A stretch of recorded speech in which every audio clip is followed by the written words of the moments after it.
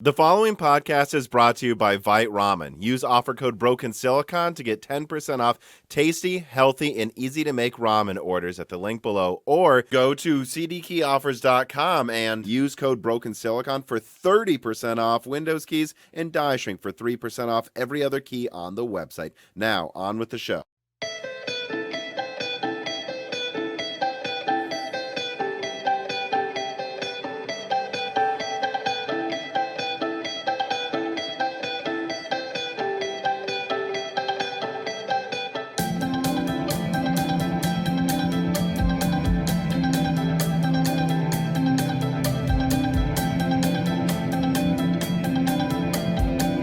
And welcome to Broken Silicon, a gaming hardware podcast. I am your host, Tom, and today I am, as I was, I guess, a month ago, right? 2 months. 2 months ago, joined in person by my co-host, Dan.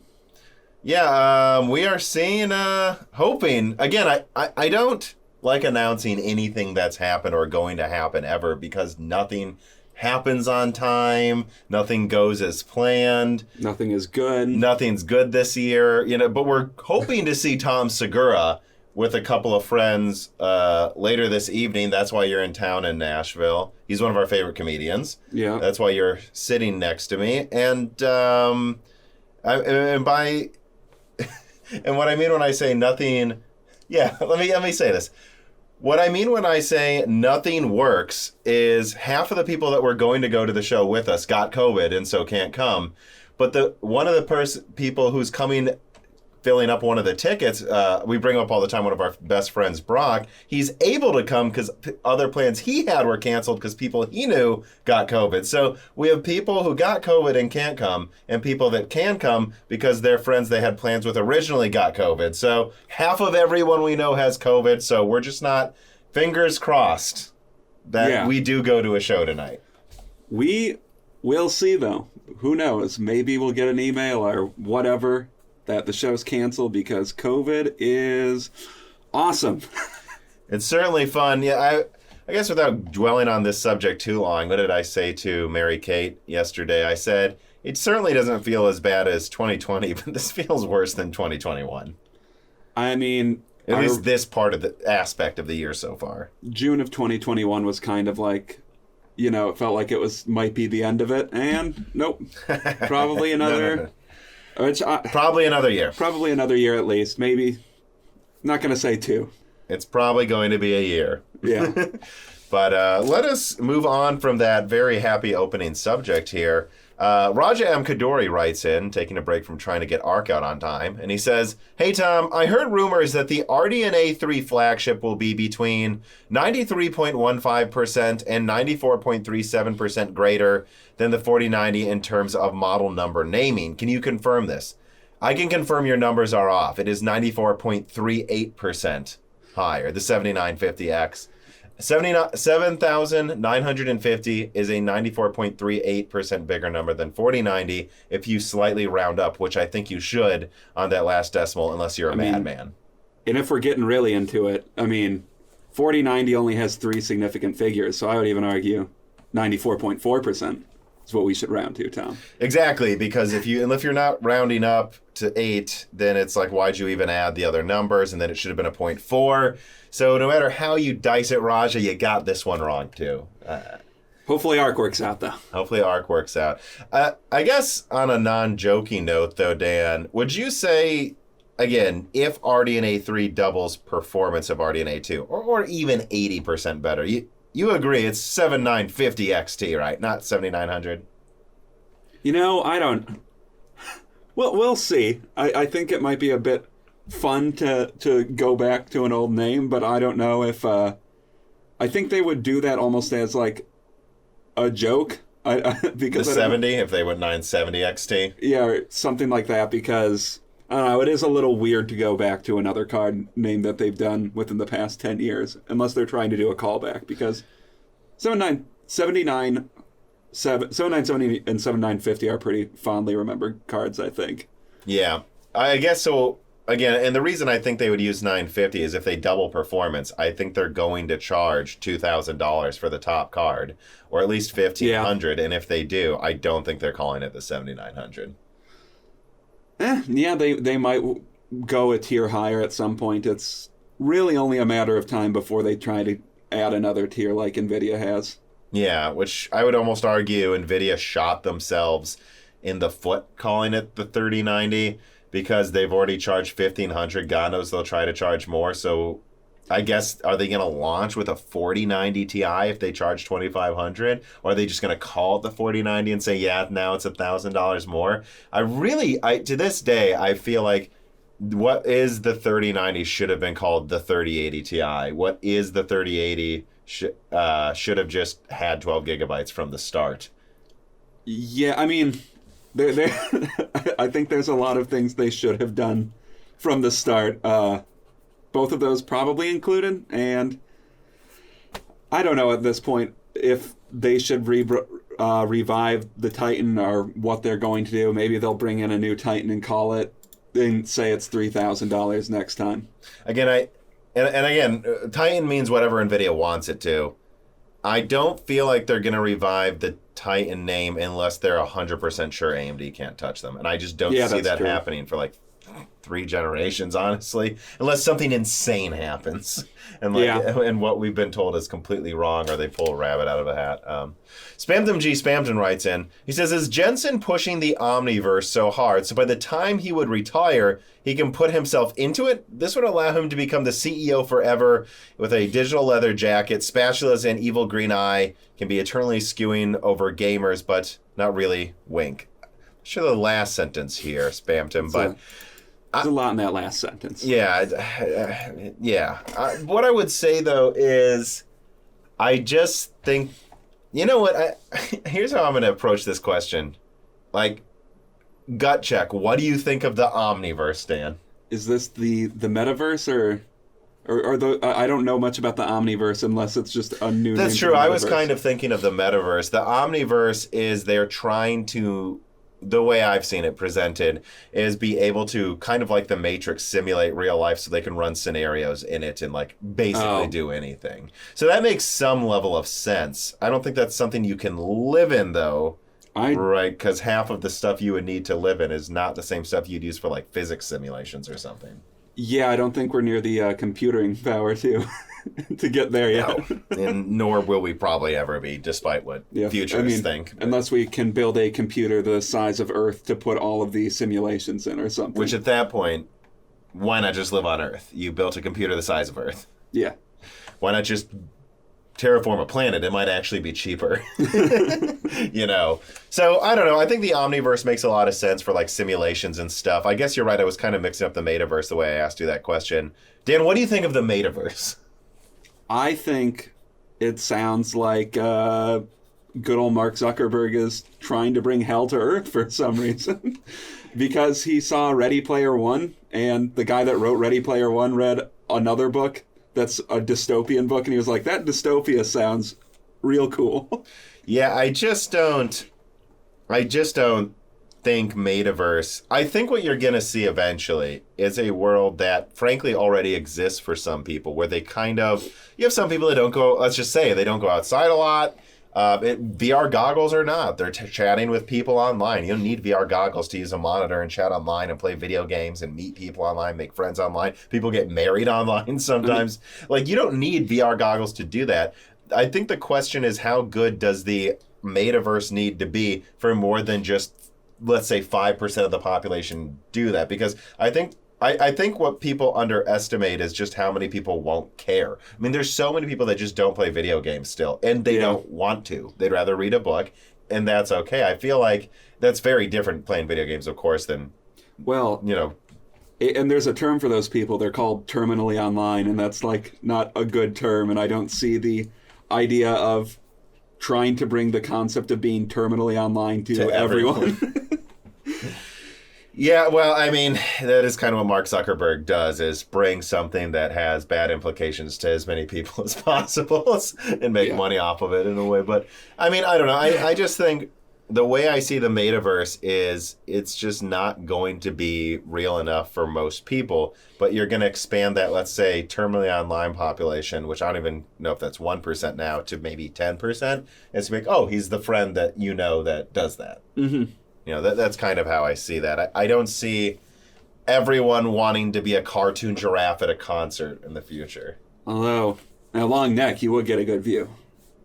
You would get a good view in that fake world, yes. All right, let us move on then to corrections and omissions. AC666 writes in and he says, this comes from your discussion with Tim on episode 135. As far as bringing better graphics to lower-end laptops in the $400 to $500 market, while useful for students and on-the-go gamers, I actually doubt that you're going to see Rembrandt fulfilling that role. Rembrandt is clearly intended as a premium product making up the whole H series lineup, which will have high demand, whilst the U series lineup only has 2 Rembrandt SKUs, which will likely go for a premium, more expensive and in more expensive thin-end lights. Even the 6600Us were going to be in cheaper laptops. Would you really expect those, which only have 6 compute units of RDNA 2, to grossly outperform the existing Vega 8? I would expect them to perform 20% better. The Vega, not Vega. 6 RDNA to Vega 8, yeah.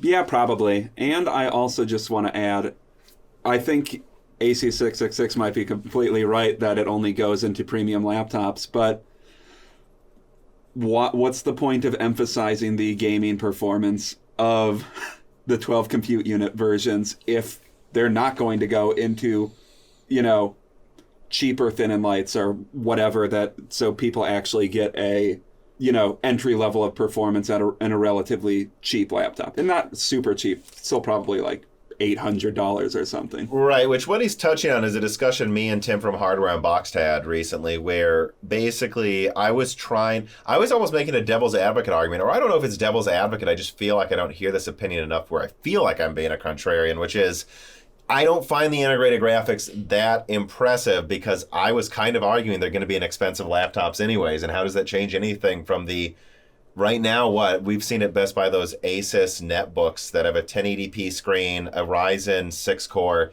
and an MX450 for $600?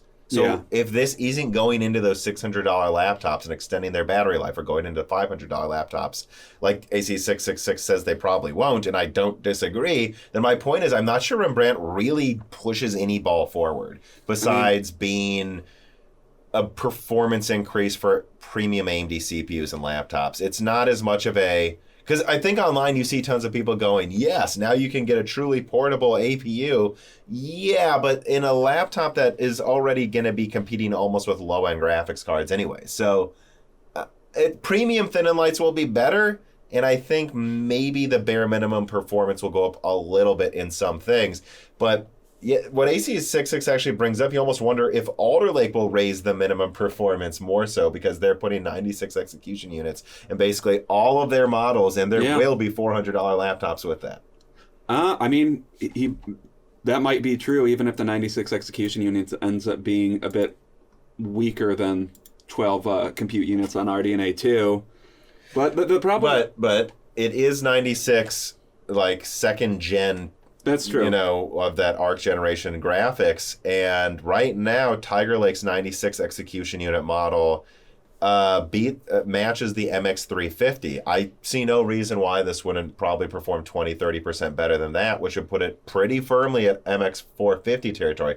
So no, it's not an MX550. It's not Rembrandt, but it is maybe 20% weaker and actually in cheap laptops now. Yeah, I know.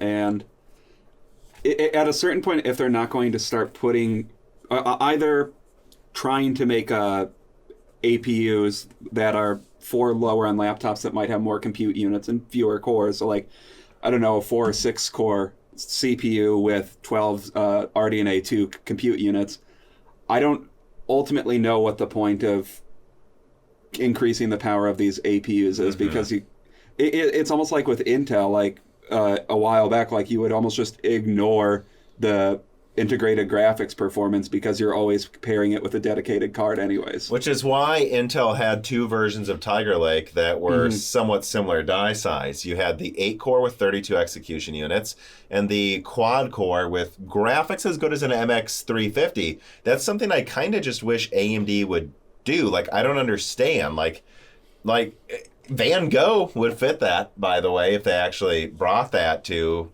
anything yet. It still isn't even in the Steam Deck. I think launches in February now. But like, yeah, I just can't help but look at Rembrandt and go, actually, why not just give it 6 RDNA 2 compute units? Because this is always going to have a discrete card, and then make a version of it with 12 compute units in 6 cores. Like, why not and maybe even remove some of the PCIe lanes because it's not going to be paired with a graphics card. Like, why not truncate it into 2 different dies? Because otherwise I just see something where it's like, I guess it's for a premium laptop that doesn't have a dedicated card for some reason. Yeah, I think the pairing of the stronger GPU segment onto the weaker CPUs, at least the way we build laptops right now, makes more sense, even though if that's not what AMD is doing right now. And what's Rembrandt going to be sold for? Because I'm going to be honest, if it removes $100 from the cost of an $800 gaming laptop, you know, those ones that you can sometimes get on sale that might have, like you got, a 1650, and maybe now, hopefully soon, a 3050 will start filling those roles. So let's say it's a 3050 Ti laptop for $800. Would I pay an extra $100 for the version, or more because now it needs DDR5? Would I pay an extra $200 to get Rembrandt Zen 3 Plus with the 3050 and DDR5? No, save $200 and still give me Cezanne. Yeah. You know, so I don't know. And again, I like Rembrandt. I just don't feel like enough people are asking harsh questions. And in many ways, I was like, I don't know that was the most exciting part of AMD CES. But AC666 writes in again, says another correction from the Tim episode. As to your line on every mini LED product being about triple the price of an OLED, is what I believe you said. What are you comparing this against? From the sounds of it, you're comparing it against mini LED monitors, against your C9 TV, or I don't have a C9 TV anymore, but I did. He says, as far as TVs go, OLED and mini OLED ones are priced similar. Yeah, but of course I'm comparing it against an LG TV, because anyone who buys an OLED monitor for gaming now is a moron. Like, yeah, of course I'm not comparing it against the $4,000 OLED monitors, because that's not what they're competing with. Those 60 hertz $4,000 professional monitors are not what mini LED monitors are competing with. They are competing with LG's new 42-inch that will probably be $1,000, cost half the price of the mini LED, and be better. Yes, I'm absolutely comparing it against that. But and then he brings up those BFGD monitors that are in the $3,000 to $4,000 range. I don't count those because, again, you shouldn't buy them. They're worse LG TVs with an Alienware sticker on it. Well, they got the Alienware sticker at least. Yeah. So at the end of the day, I look at those LG and the new LG 42-inch TV as a monitor because that is clearly the choice you go with if you're a gamer looking for an OLED monitor. In fact, it's so much cheaper than the other OLED monitors that I would argue that LG OLED TV is worth getting at a bigger desk if it doesn't fit on your desk.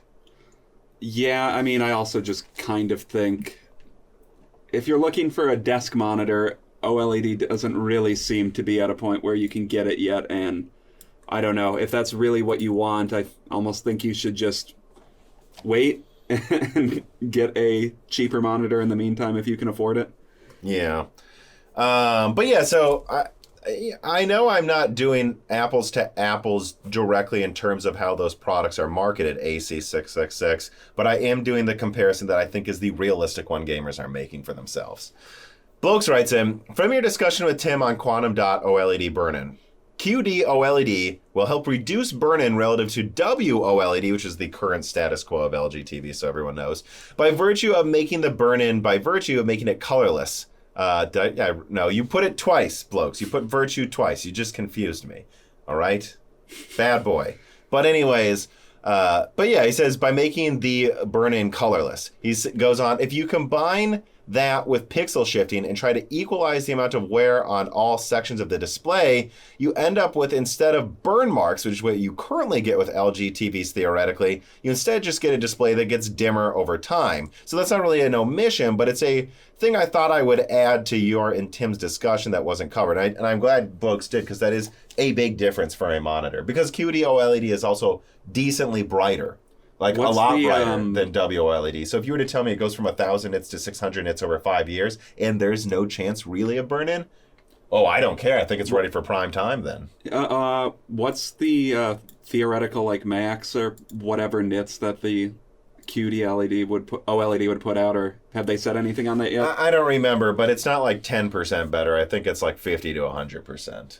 Okay. So it's a lot more. Yeah, and if you're not keeping it at max brightness, you could see a situation where over the course of years you really don't even notice any change until it starts getting to that brightness level that you keep your monitor at.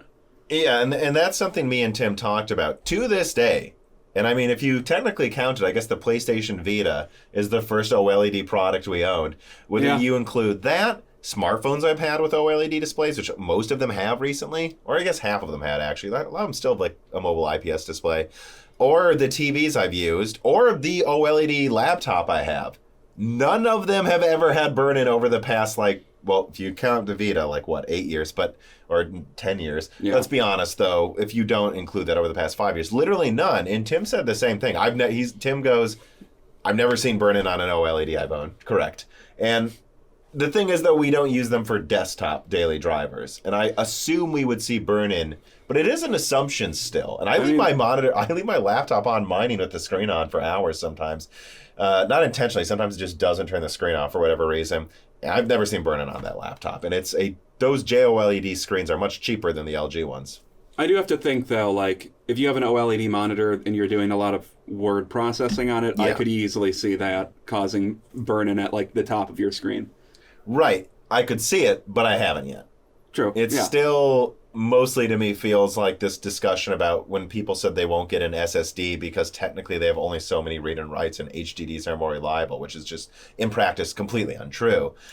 What I'm saying is I do suspect it's a little true if you use it as a daily driver for a monitor, but if quantum.OLED doesn't do burn-in, it just slowly gets dimmer and it's already like twice as bright as W-OLED, effectively that solved the issue for me then. Yeah, I think what I want to see is a monitor could easily last, for me at least, 8 years, which it sounds like that would be the case. Yeah, well, we had some decent corrections this episode, but I think it is now time to get into the main stories. So story number 1, RTX 3080 12GB launched without a price.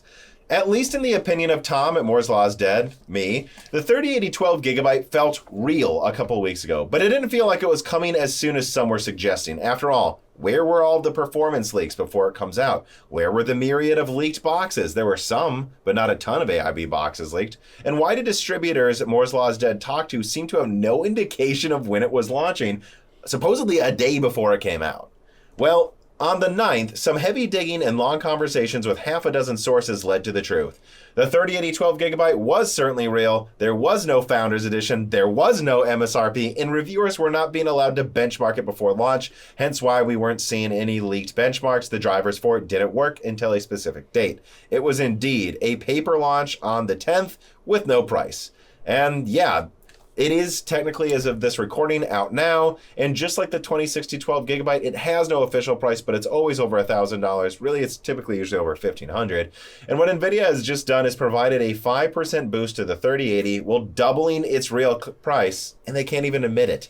The 3080 10GB now seems poised to be put somewhat out of production, leaving only the 3080, which is 12GB, which is always over $1,000, as the real option for gamers in that performance tier, which is an alarming trend for Nvidia and PC gamers. Will Lovelace even have MSRP? Because the past 2 cards they've released have not.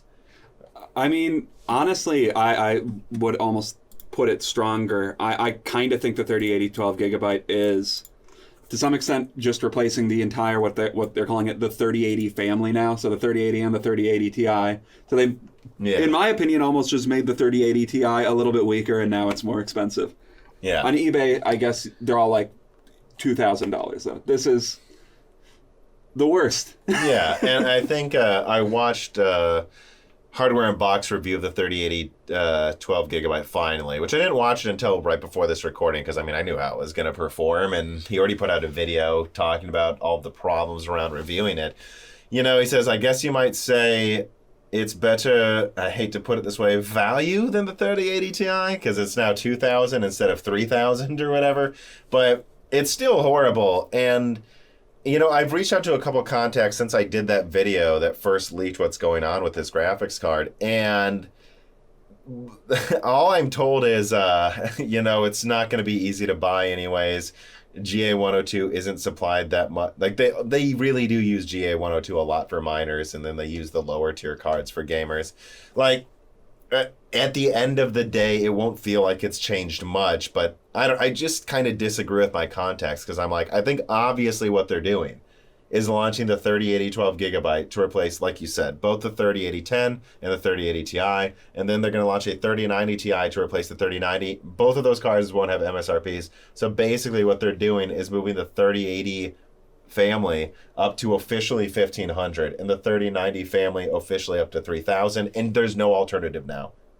Yeah, and this is just a thinly veiled attempt to make price performance worse than it was in the past. And I just think it's crazy that I mean, everybody that's talking about it is saying how bad it is, but I don't think it can be overstated how bad it is.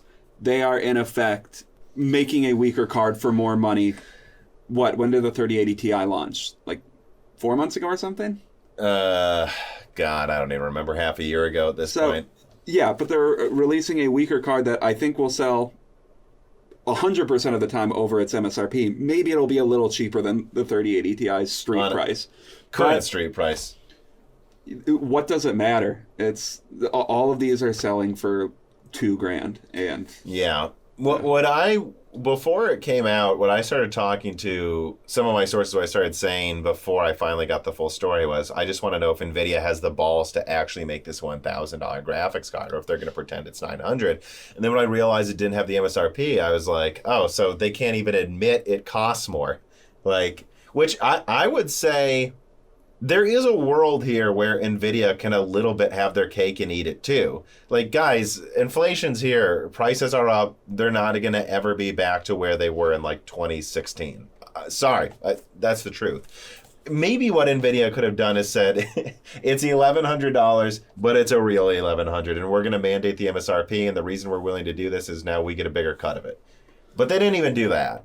Yeah. They're literally having fluctuating like grain prices, where they just take a certain cut in AIBs, then mark it up more anyways.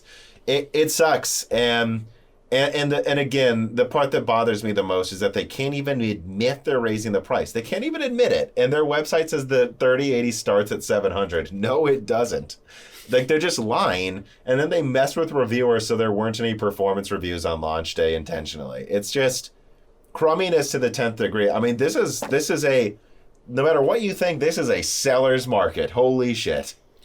Yeah, and I'm glad reviewers are putting out reviews like Hardware Unboxed, like just flatly calling it a shameless cash grab. At the end of the day, I don't know how many people that will deter from buying it. I don't know who the 3080 12 gigabyte is for. It kind of seems like a person that just buys a strong graphics card that they see, because that's the only that's the only way I can see someone buying this. And yeah, it's a shame. This piece of content is brought to you by Vite Ramen. For 2022, give yourself the gift of an easy-to-make-at-home meal that's healthy, reasonably priced, and above all else, actually tasty, so that you actually do eat a healthy meal. I eat it all the time, and it really tastes fantastic. It's so easy to either eat a packet by itself as a lunch, or you can put a couple of eggs in there while it's boiling, and well, you can then have a hearty meal at the end of the day. Click the link in the description and use the offer code BrokenSilicon to save 10% off a special bundle just for Moore's Law Z fans that includes spoon, chopsticks, and more. This is a great deal for you, and it really does help the channel tremendously. Seriously, I eat it. It's good. They've been supporting Moore's Law Z for months, and you buying their product supports me.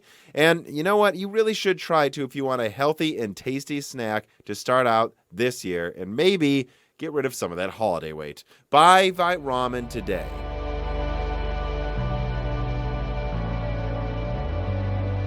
Well, speaking of graphics cards that you won't be able to buy, let's get to story number 2. GeForce RTX 3090 Ti production halted, and I just did a tiny write-up here quoting from the original story on Tweaktown. Anthony Gareffa recently reported that Nvidia is telling AIB partners to pause production, and supposedly no reason was given. From Moore's Law's dead side, though, this can be reported. Nobody we asked cared.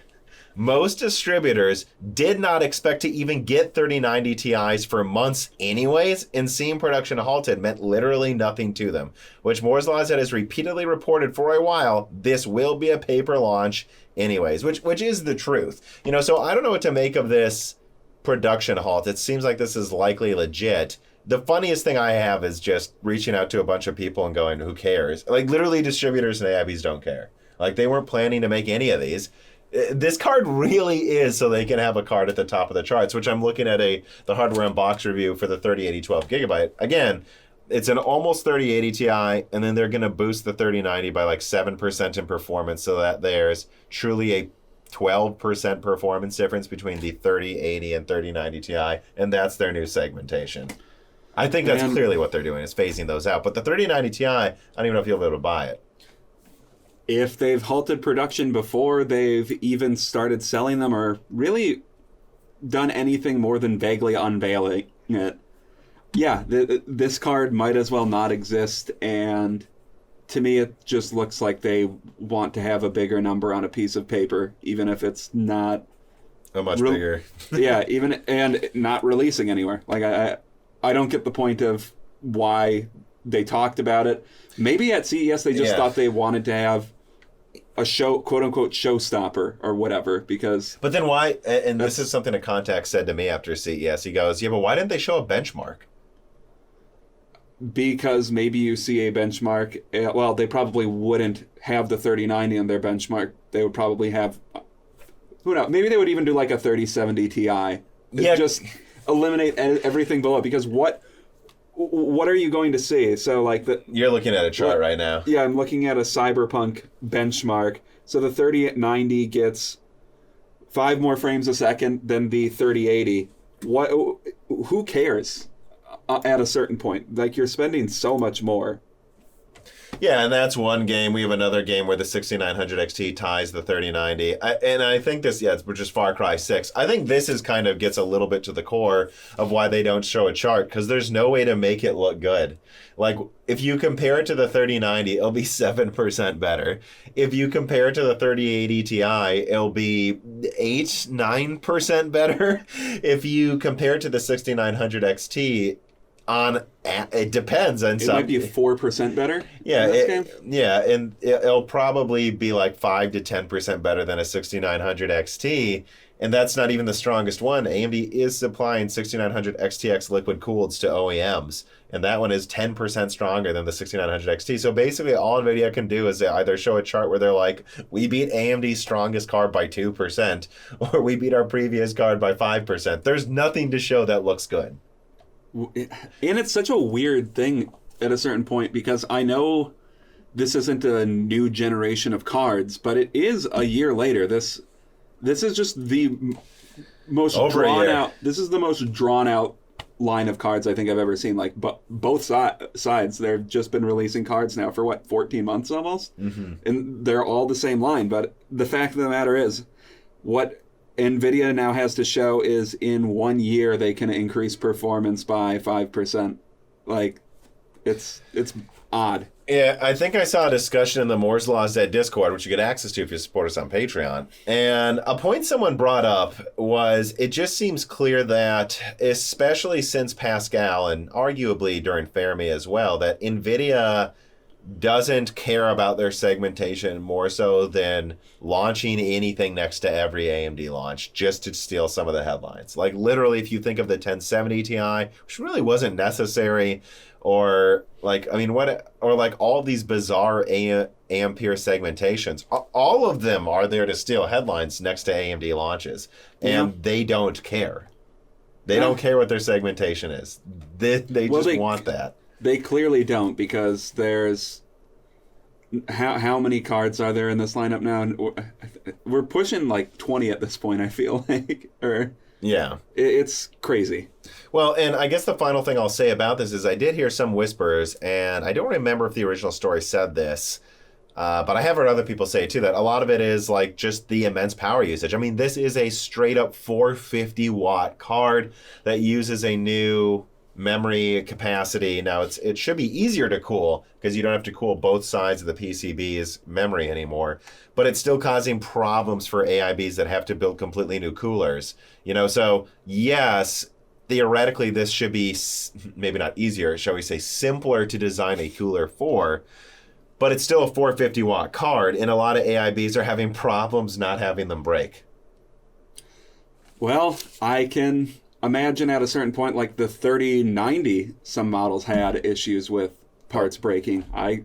Pushing another, how much more percentage, pushing like what, 75 more watts? I'm sure we'll do that. Yeah. Ian writes in, hi Tom and Dan, do you have any speculation or insight as to why NVIDIA GPUs typically struggle when it comes to efficiency, or other than node difference?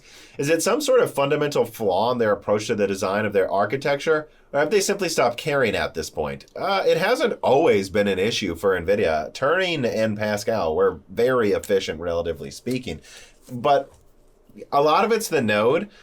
But at the same time, it's like, well, yeah, but you designed it for that node, so this is your fault if it isn't efficient. I would argue that, again, Samsung's node isn't very good at gigantic die sizes. Samsung usually makes smartphone SoCs and GPUs that are smaller than 200 millimeters squared. If you look at the previous ones, they did make some up for previous gens. I mean, they made the 1050 Ti, the 1030, I believe those were all on Samsung's node. At least the 1050 Ti I know was. I just think that it's very clear the bigger the die gets, the less efficient it is.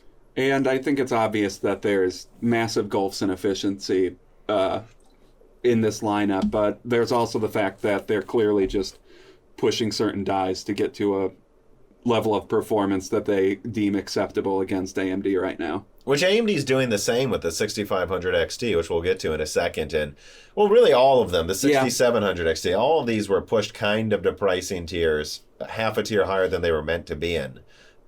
But I feel like AMD's architecture more eloquently does that. And that's because it is on TSMC, which has always been known to scale much more linearly with clock speeds and efficiency, which I remember that when I got the Radeon 7 and I tested it to the Vega 64, and I thought it was very interesting that for the first time in a few gens, because AMD had been using Global Foundries for their graphics card for a couple of gens then, Polaris and Vega 64, I thought it was interesting that when I overclocked the Radeon 7, I literally found like a plus, I don't know what it was, like plus 6 millivolts per 10 megahertz, plus 50 megahertz I added or something, linearly. And then there was a curve. And with Global Foundries, it was from the start, it's exponentially more voltage the higher you push the clocks, right? Yeah. And then you hit a wall. With the Radeon 7, it was the first 7 nanometer card from TSMC I tested. It was very linear, and then you hit a wall. There wasn't the exponential then wall, it was linear then wall. And I was like, oh, TSMC's nodes tend to scale with voltage much more linearly, even outside of their comfort range, than other nodes do, shall we say. It's pretty clearly. But let us move on. Okay, so QH Freddy writes in, are you surprised that NVIDIA moved GA103 or at least a 102 die to laptop for the 3080 Ti laptop edition, and AMD hasn't made any moves with Navi 21 in the same market? I accidentally either this wrong. My answer is no. I am not surprised. Like, the reason GA103 is, which I do believe the 3080 laptop is, 3080 Ti laptop uses, and I believe A4500 uses, although I should probably double check that because I don't know if that's been verified yet. Like, that would be a die size if you think about it. So the 3080 laptop is about a 400 millimeter square die, because it's basically a 3070 Ti. And I believe a GA103 would be pretty close to the die size, at least lower than 500 millimeters squared, I think, or around there, to what the 2080 die size was, which they put the 2080 die, TU104, in laptops. So, and you have to remember that GA104 is actually a little smaller than TU104. At a certain point, you're not fitting it in the laptop, you know? And I feel like they're pushing the edges of that. And at the same time, Navi 21 is probably a little too big. It's over 500 millimeters squared. I'm not saying they couldn't. They put Vega 64 in there, which I believe is almost 500 millimeters squared. So that's also smaller, though. You know, which would, well, yeah. So that might lead to my theory that the cutoff's about 500 or a little lower than that. No, that's true. And I do also think, to an extent, AMD is still a smaller company than Nvidia. They have to focus on one market at a time, and I think they already have a good entry point into the desktop market. Like, there's a lot of people that on desktop that like AMD, and I think people buying laptops, there's fewer of them, so emphasizing getting into the desktop market more makes a lot more sense for AMD right now. Yeah, and I would go as far as to say that I like, really, there's so many people that want that Nvidia sticker in a high-end laptop that I almost wonder if AMD shouldn't have even launched Navi 22. Like, what's the point? Your most efficient die seems to be Navi 23, so why not just pump out that die only for laptop and then focus on Navi 22 heavily for desktop? A level of performance I think desktop gamers actually want. I think you and me agree. The 3070, the 6700 XT, that's right about where you're at this excellent sweet spot, able to play any game at some resolution you want, you know, without having any issues. Yeah, that's a good point. All right, then, let us get to story number 3. 6500 XT details emerge before launch, an MX killer push to be a 5500 XT successor. And I do have a write-up here. Since the 6500 XT was revealed at CES, there's been non-stop conjecture about what this card is and how it will perform, and half of it was incorrect, which is especially odd in my opinion, considering AMD has the info there. Anyways, though, for starters, it has a die size of around 107 millimeters squared, according to Charlie. It's semi-accurate, not almost 150 millimeters squared, or I think it was like 141 is what the estimation was. And this puts it at less than half the die size of Navi 23, which is used for the 6600 XT. This clearly was designed as an MX class of graphics card based on its die size. But not only because of that, it also only has 2 display outs and 4 Gen 4 lanes of PCIe. Clearly, this is the I/O you would need for a low-end laptop GPU. And although it was meant to originally be almost exclusively just for 25 to 50 watt GPUs for laptops, its clocks have been pushed incredibly hard on 6 nanometers. So despite all of this and its downsides, this is not an RX 480 like a lot of memes on Reddit are suggesting. It's not even an RX 580. It is likely closer to an RX 590 in many gaming scenarios. Well, unless you have PCIe 3.0, of course. So I suppose that's kind of the bad news. It is indeed an overclocked laptop card, and one that should still, albeit beat the 5500 XT at its intended 1080p and lower resolutions. Although, I guess the only good news we can say is that Moore's Law said can report that though the launch will have staggered availability due to shipping issues, some models should be close to MSRP, and they are likely shipping double the 6600 XT's volume within about the first month or two of sales. So this should be a launch comparable to 2 6600 XT launches, just not all on the same day. Furthermore, though, the unfortunate thing is this, and it has been covered in a recent Moore's Law video, AMD is actually making very little money on these graphics cards, at least as of current shipping and components pricing. The biggest bad news about the 6500 XT isn't its lopsided performance or odd feature set. It's that it's really actually costing $200 for a reason. Inflation is just here to stay.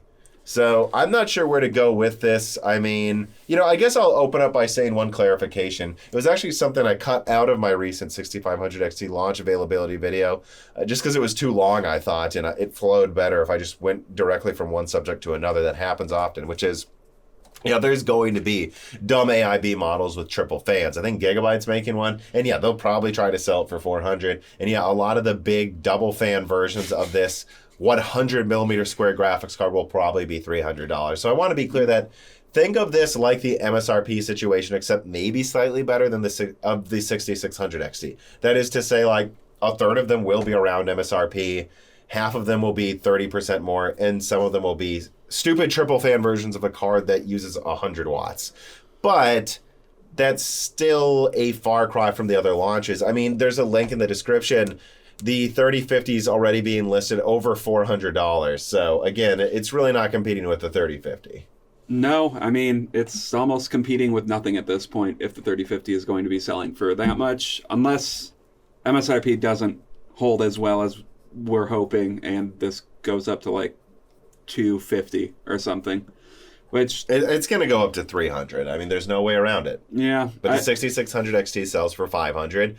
And the 3050 will sell for probably 500. So I guess, sure, pay twice as much for a 3050 if you want to for that extra 20% performance. Yeah, and I think it's important to emphasize that, like, I don't think you can say the 6500 XT is an ideal launch. Like, I don't think it's going to be that... No. It's not going to be that much stronger than the 5500 XT, and it's... If at all, it's pretty much the same performance. And it's more expensive than the 5500 XT when it launched. So it's not... great. I guess the 4 gigabyte model is more expensive than the 4 gigabyte model, yes. Yeah, so it's not great, but it's kind of the best option on the market right now for the low end, because what's the 5500 XT selling for right now? I'm sure some stupid inflated price for no reason. Yeah, and this is expected to be bad at mining, so not only will it have double the shipments of the 6600 XT, although again, not necessarily on launch day. I do need to keep saying that I have a lot of reports, like I said in the video, of delayed shipping. Really expected to be more of like a launch 3 weeks. Like, you have to understand that with double the volume and being bad at mining, this really should be easier to get, and it is not making money. So and I don't know what to say anymore here, because I feel like a lot of people actually, I will say that video, I didn't know what to expect from it. I expected middling performance, which is doing maybe slightly better than I expected it to. Mm-hmm.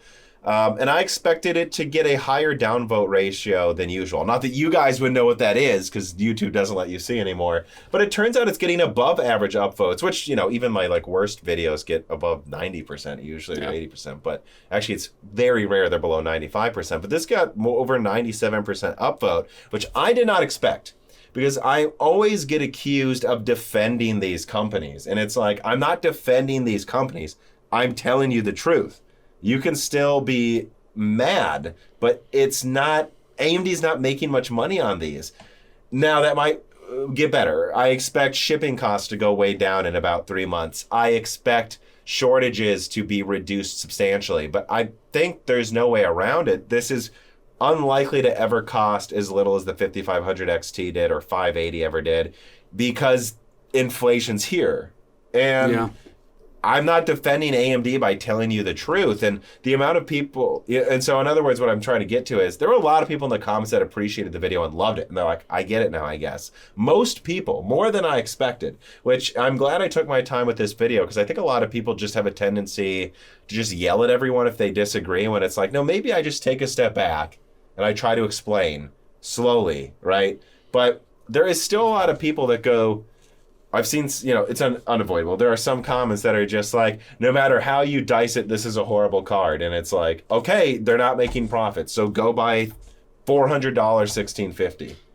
Okay, it's horrible. Then everything else is double horrible. Like, are we adults here? Like, do you hear yourself? I think the thing is, and I believe you told me you covered this in the video to an extent, is if this is already a low profit margin card, I can understand why there would be delays in shipping with this card specifically, because are you going to pay, what, $20,000 for a shipping crate container with 6500 XTs or 6500 XT components when it's already a card that makes nothing? And most of them are doing air shipping right now, by the way. Oh, okay. So even more expensive then. And that honestly makes sense to why some AIBs then would try to sell cards with stupid triple fan coolers to me, because it's in the wrap up, but Kyle Nenny's, I believe, article about bomb kits. Oh, not like, Kyle Nenny. You're confusing Kyle from Hard OCP with Daniel Nenny. Oh. Kyle wrote an article about what MSRP really is. Continue. Yeah. And if they're selling these bomb kits to them for, I assume, at a higher price than they are to extract whatever profits they can, at a certain... And AMD's actually taking a smaller cut than usual on these cards. Yeah, but AMD still needs to make some money, hopefully, or else what's the point of launching some this of them, card? I don't think they are. Unless it's just for market penetration reasons. Which it is. There's that. But I could see like these AIBs are like, well, we're making no money off these because these bomb kits are expensive. Let's just attach this stupid 3-fan cooler and say, oh, we can boost it to 2.9 gigahertz or something and sell it for $300. Yeah, but if shipping's the issue, I feel like there's a happy medium here. You put a decent cooler on it and you sell it for up to $300. Putting a triple fan on it makes the box bigger and shipping's the issue. That's true. I mean, if you can sell 50% more graphics cards because you have one less fan or whatever. But that's the thing, too, is a lot of AIBs still expect these to sell out pretty quickly, which it's interesting. The sources I talk to don't all agree on how quickly these will sell out. It's very interesting to me. Some of them think it could be on shelves for weeks where you'll see MSRP cards show up every now and then.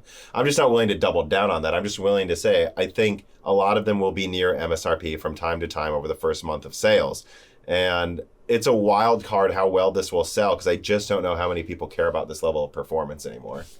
At a certain point, I just feel like these reviews, I was thinking of this last night. If you give every card that launches in 1 year a bad review, there is no review. Because these are competing with each other. It's all relative. If you give every card in 1 year a bad review, what's the review? Like, we know what you're going to say. It feels like you're reviewing things as if you lived 5 years ago. And yeah, I think the problem is where it's you have to evaluate what you're purchasing within the context of the market it's currently in. And I think there's a point where you can say that the market is just bad. And I think maybe it needs to be mentioned in every review, but I don't know how much you can hold that against the card.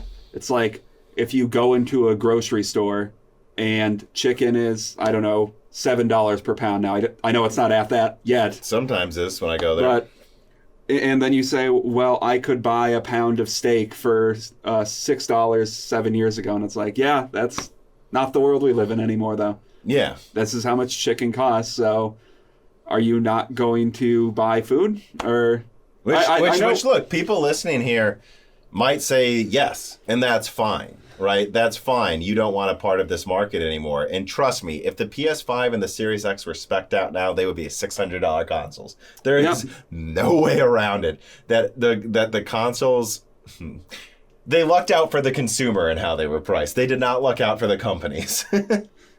Yes. And yeah, there's a whole discussion I've been having about like how the Series X's RAM was allocated, and like actually it could have been a 20 gigabyte console. That's maybe a discussion for if someone brings that up in a reader mail. I've learned some new things about how the Series X works, but at the same time, some of the cuts they made to the Series X, I bet Microsoft's pretty happy they didn't go with more RAM right now, looking at RAM prices. So, it's the world we're living in, and if you want to get a console instead of these graphics cards, that's probably a good decision. But just keep in mind that if you have a 970, you can sell it for more than a 6500 XT. Yeah, and also, we brought this up a couple times now. It's not, I keep caveating, it's not quite there yet, but it kind of is at this point. Or buy a laptop, because if you're doing a build fresh, getting a laptop is probably similar price performance. I mean, you're not going to get 3090 level performance on a laptop, but I don't want to spend $5,000 on a laptop either, which is what a 3090 build I think would end up costing probably. Yeah, and we just had a friend who paid $900. I think it may have been open box or some special deal. But, he got a laptop with a 3060, and it's not a Max-Q one. It's actually clocked decently fast. And an 8-core, I believe, 5900 HS, I want to say, or something like that. And so he's got the equivalent, really, of like a 5800X. And maybe not a 3060 per se, but if you undervolted it, it has actually more CUDA cores than the desktop version, even if it only has 6 gigabytes of RAM. So you paid, $900 for that, let's say. Okay, well, if you buy that laptop and then sell your old graphics card for $300 and then sell off all your old components for up to $600 total or more than that, think about you just doubled performance, got a new monitor for $200, and so, yeah, it's like a lot of people go, I'm not taking part in this market. It's like, that's fine. And you have alternatives. You have laptops that are unfortunately now for price performance competitive with desktops. You have consoles that are laughably better price performance than most desktops being spec'd up right now. But those are your options. And to get mad at a graphics card losing money at half of its sales, that graphics card isn't the problem. You just seem to have not accepted inflation exists. Real world inflation. I mean, hopefully at a certain point, we'll start to see a correction back to where we were a little bit. I don't think we're ever going to get to the point where we were in 2019, but shipping prices will eventually go down, I would assume. Right, and so I guess the final things that I want to cover on the 6500 XT, after, again, just restating, I want to be clear. I don't think they're all going to be at MSRP, and I think you're going to see plenty of $300 models. Yeah. But again, if you can sell your 8-year-old or whatever, $970 for $300, do that and get this before it breaks. Or don't. Again, I don't care what you do, but that's what I would do if I had a brain. I would just say that I've seen some people say, yeah, but... let me back up. So the one thing that I do worry about is something that Steve at Hardware Unboxed is bringing up a lot right now, which is what performance does it lose at PCIe 3.0? Because a lot of low-end systems are going to use that. And I agree that's a major concern, but unless it loses half its performance, I still see it as better priced than a $400 1650 or 3050. It is. It's okay, so it loses 30% performance. Then it's around a 480, I guess, instead of around a 590. And that sucks, but that's still a better option than a $300 1050 Ti. I mean, yeah, everything is better than a $300 1050 Ti. Right. And so I would say that, but then I've seen some people say, okay, but if it has this PCIe Express issue, why did they have to strip down all this stuff to make the die so small? Because people would say, well, they should just make 6600 XTs because it doesn't have these issues. Right, but the 6600 XT has a die size over twice as big. So they can ship almost 2.5 times the cards, which volume is the issue right now with satiating demand. That's why they're making this card. And they didn't decide to make this card a month ago, and design it from the ground up. This was a die they had designed. Designing dies, from what I've been reading and talking to some people, each die now is like $20 to $100 million in hard design costs. This is something where you sit down, an overall architecture is at least like $100 million, and that takes years to get done. And then each hard design is probably 10, 20 million. So AMD's not going to spend another 20, 30 million making a new die, which by the way would delay its release by about half a year or more. Probably a year, really. Probably about at least 8 months. They have this die designed. They could launch it or not. It's this or nothing is what I'm saying. It's not like AMD said, oh, we want to make something less than half the size of a 6600 XT. And so here's what we're going to do. We're going to just strip out all these things people want. They're like, nope, it's this or nothing.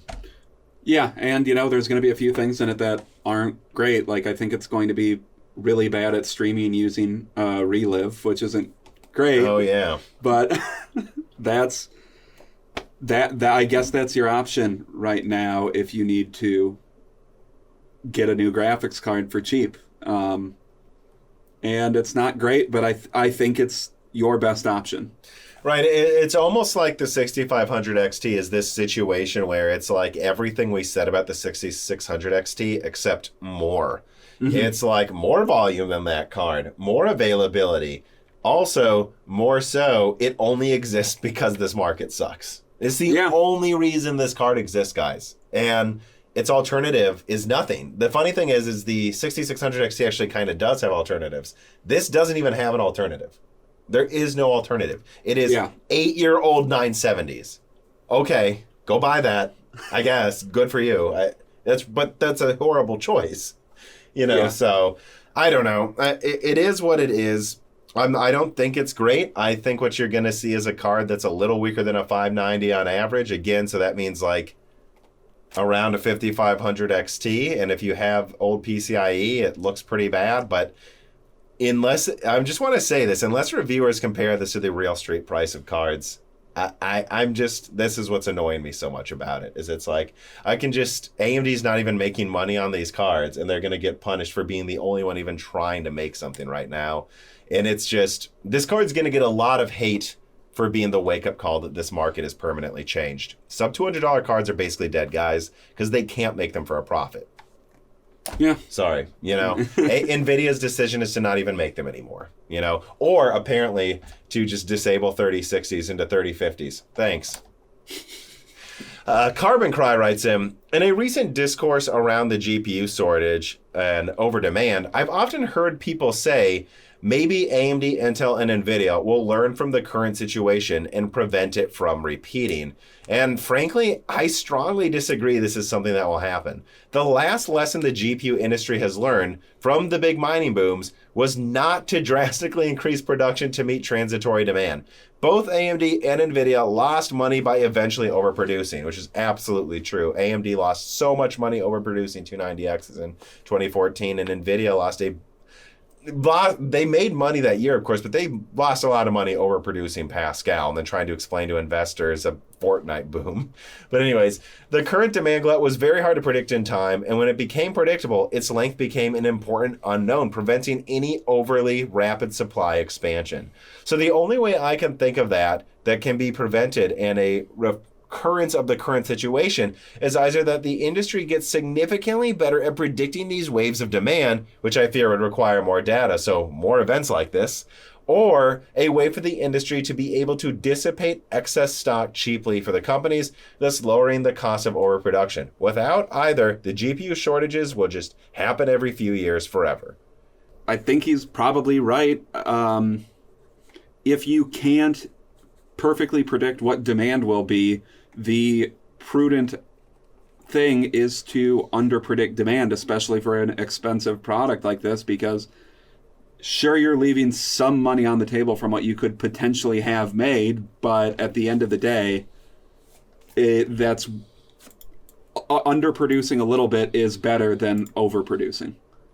It's a lot less risky. Yeah. And it is worth pointing out, like, I think, who did I say this to recently?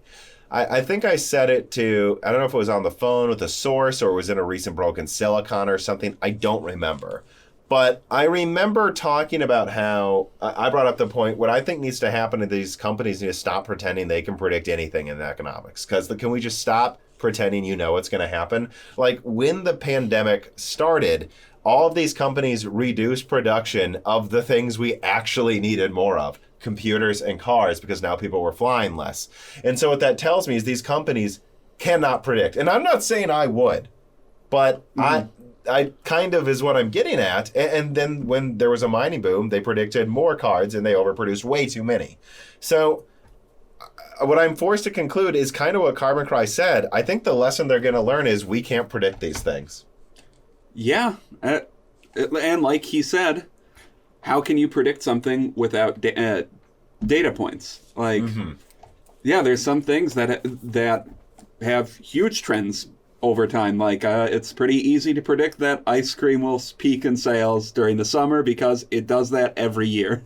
That's easy to do. Stuff like this that have like multi-year arcs to their production cycles and their peaks and valleys, it just takes more years to be able to accurately predict, especially when there's something like a quote-unquote once-in-a-lifetime event that happens, and I put that in quotes because it seems like 8 have happened since I've turned 16, but... Yeah, I mean... Well, and I put this note down under Carbon Cry's question, which is, yeah, it's like, honestly, silicon is basically a commodity like food now. It's risky to overproduce, just like food. How much food do you need? Enough. And if you don't have enough, it's a problem. But the second you make too much, it rots and you lose money. That's what silicon is now. It's a food-like commodity. And so as long as we're literally not starving to death from it, they are incentivized to underproduce a little by like every way you could incentivize things. I really don't know what the solution to it can be. Like he said, a way to quickly dissipate stock, I guess would help, because I guess they don't need to spend money storing them, which is another thing you have to consider. If there's warehouses of things not being sold, that's even more money being wasted. I don't know what release valve there is for that even. I mean, right. So I would say there used to be easier release valves, and they had some of them and they've deployed them and they didn't really help. Like one of them was when they did a final run of Polaris. You know, a lot of those, some contacts told me this, like a lot of those recent RX 580s that just launched for like $400, they're not making them at Global Foundries. There were probably about 500,000 they overproduced on purpose and just put the dies in a warehouse somewhere. Mm-hmm. And they're like, we will pull these out when we need them for something. That's where you saw that double RX 570 mining card come from. You know, those conversations are what taught me that. And so I would say that's something you could do, which I suspect they actually will do some. Like what I think they'll probably do is overproduce Navi 24, 23, and 22 to a certain extent, put them against a shelf, and then rebrand them as something when they need more availability. But it's still going to be sold at a price you probably didn't want. And demand is so high now and so consistently bought up. I mean, you see article after article of AMD buying up capacity, and Intel and Nvidia at TSMC, Samsung, Global Foundries, back and forth. They're just always buying things out years in advance, like 3 nanometer we're talking about, because they'll know they'll need it. Yeah. Like, this is something Tim brought up on Hardware Unboxed. He's like, I just don't get why they couldn't just keep making 580s then. That's what they should have done instead of these cards. And I go, Global Foundries capacity is bought up till 2024. Everyone talks about TSMC. They're the belle of the ball. But Global Foundries is in high demand. AMD can't just go to Global Foundries and make 580s, actually. Other people have bought up that capacity already. At the end of the day, what we're saying is, yeah, I think there's just going to be... I think companies will learn some lessons, and I think they'll make less mistakes. Like, I think there'll be less often that you see them reduce production during any event, because that's nonsense. But at the same time, I think Carbon Cry does have a point going back. This turned into quite a huge discussion from him, but it was a good one, I think, about how it's not as simple to predict and solve these problems as a lot of gamers are making it out. No, I mean, we've covered everything, whether it's trying to produce old cards. They can't. Capacity's bought up. Or why don't they just produce this one card instead of that one? Why do they strip out these features? It takes years to design a die. This was their only option. What you're looking at, as much as the 6500 XT sucks, is actually the best they can do. And it just sucks to realize that. But let me move on then to story number 4. RADEON Super Resolution to deliver up to a 70% performance improvement for most games. Now, this was something actually announced at CES that we just haven't had the time to get to, but let me quote here from Notebook Check. AMD has showcased RADEON Super Resolution on a dedicated website for the technology. Functionally, RSR is the same as Fidelity FX Super Resolution, which AMD demoed in June of 2021 at Computex 2021. In fact, FSR and RSR are so similar that AMD advertised the latter as being powered by the former. According to the company, RSR should improve in-game performance by 70% and thousands of games, a claim it makes in the video embedded below, which I guess there will be a link in the description, everybody. Apparently, AMD's coded performance improvement applies to gaming in 4K versus gaming in 4K with RSR. And so, yeah, I mean, basically, AMD, you might argue, partially solved the FSR support issue, which is that you can just force it in the drivers in most games now, and it should provide the same benefit. Now, the only thing you don't know is if it's not directly programmed into the pipeline by the devs. I wonder if that can mess with like UI stuff a little or something. I don't know. But that is, I mean, yeah, I will say, I think I'm already seeing Hardware Unboxed test it in the 3080 12GB review, and it's like showing some pretty astounding competition, actually, or not again, I know it's not the same as DLSS, but it kind of negates the importance of DLSS. Like, have you tried FSR or RSR in any game yet, Dan? I mean, I can't try RSR yet. It's not out yet. Right, okay. But I'm really keen, because I have only NVIDIA graphics cards right now. I'm keen to see you try those. Yeah, I mean, I'm definitely going to try RSR once the driver's out. I'm really curious to see how well it works. As far as FSR goes, there's not really any games that support it at this point. That I play, yeah. I don't know that Halo does. Does it? I don't know. I don't think so. I mean, I should check to make sure, but... No, it doesn't have FSR. Halo Infinite doesn't have FSR. We play Deep Rock Galactic. That doesn't have DLSS or FSR. So, yeah, I mean, that would be something that you'd want to try in Deep Rock Galactic, too, because that game's not exactly hard to run, but you now have a 4K 144Hz monitor that 70% boost should make you easily run 4K 144 now with your 6700 XT, I think. Yeah. So, that'll be interesting. But... I don't know. The only thing I really have to say about this is, and I don't have much to say because I have no reason to believe it won't work like they say it does, and I want to see, third-party reviews from Hardware Unboxed and Gamers Nexus to have a full opinion. It's annoying that it isn't being put in more games directly. And console games. Like, that's blowing my mind. Like, for example, Far Cry 6 on PC has it, but doesn't on console. Yeah. To my knowledge. It's odd. I don't know what else to say. I mean, hopefully RSR will ameliorate some of those issues with adoption that I think FSR at least promised at first.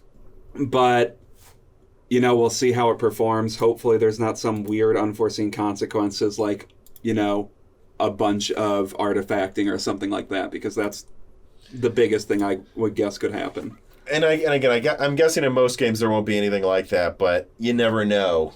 With some. I mean, there's a reason AMD wants you to directly put it into the game.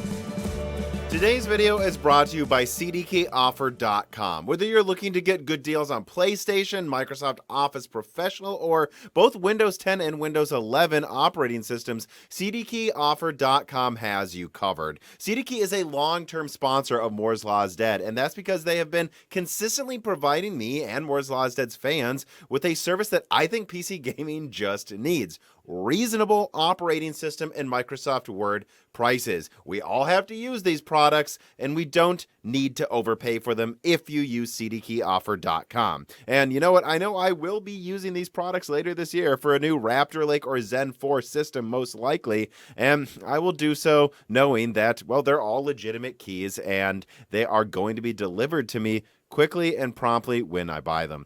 Don't waste any more money than you need to this year. Use the link in the description or on screen to go to cdkeyoffer.com, and when you're there, whatever you decide to buy, make sure you use one of these offer codes. Broken Silicon gets you 30% off all Windows software, and Die Shrink gets you 3% off anything else on the website, and this really does help the channel. It helps you save money. Use these offer codes, use the link, go to cdkeyoffer.com today.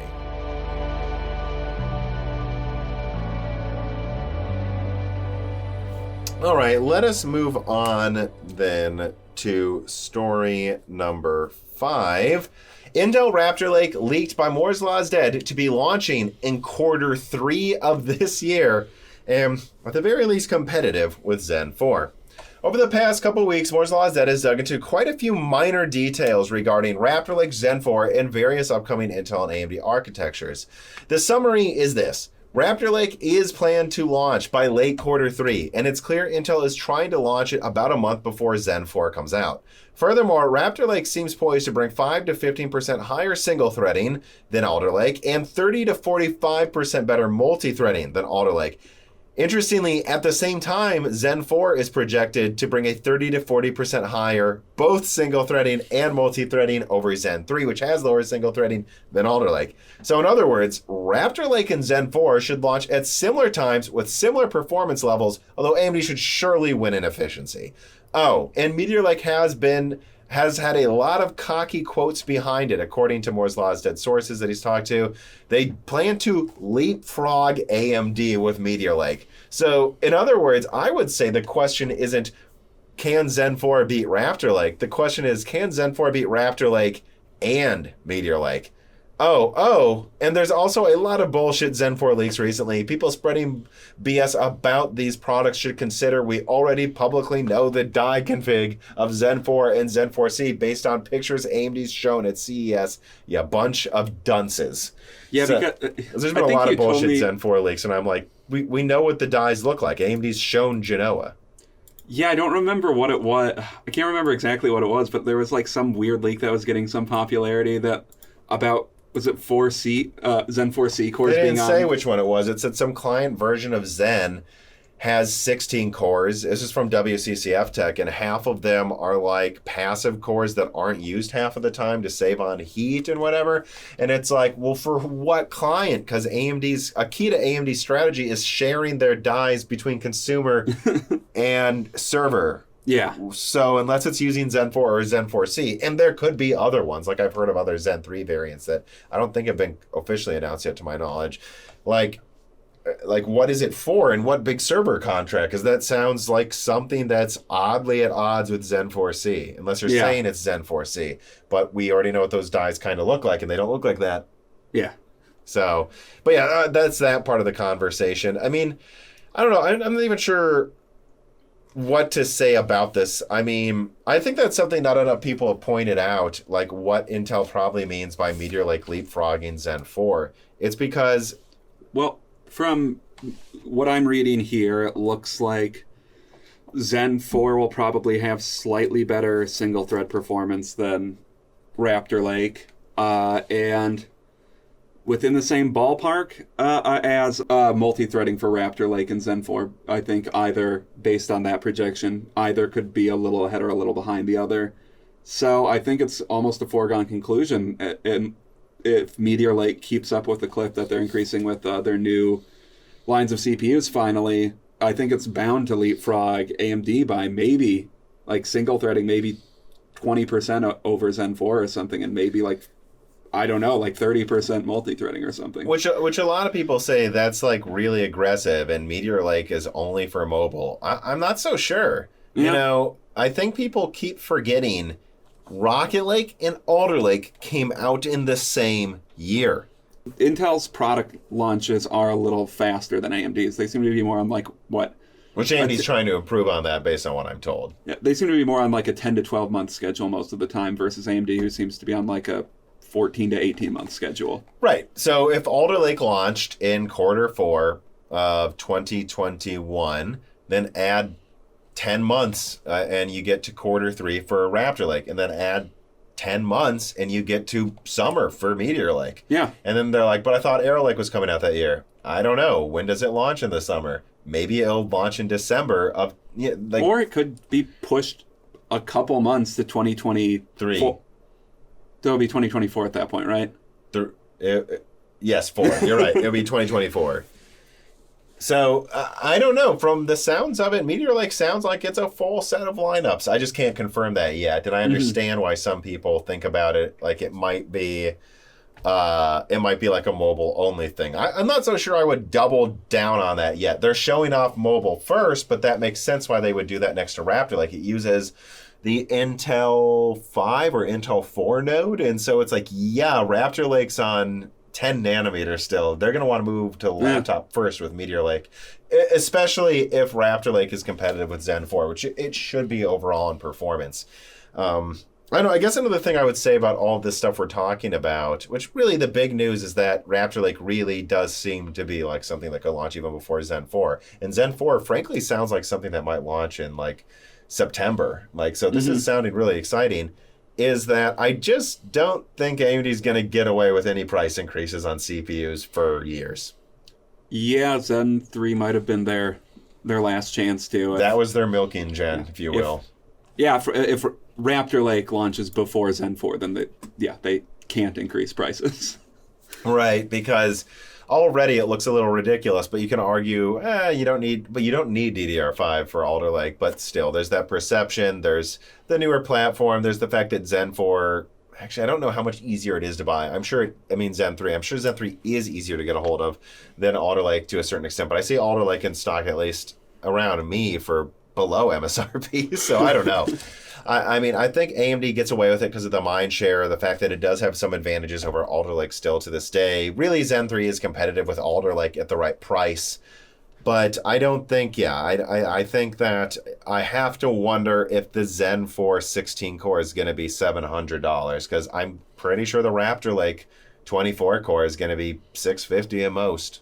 Then I don't think they can charge that much more unless they're starting to look in that territory like I think Intel was a while back, where it's like these CPUs are worse and more expensive. That doesn't make sense. Yeah, and all of this is to say, depending on how like the 5800X 3D is priced, I could understand why someone would upgrade from a, I don't know, 3700X, 2700X to that if you don't need more than 8 cores. That's a huge boost over, I mean, you have a 2700X.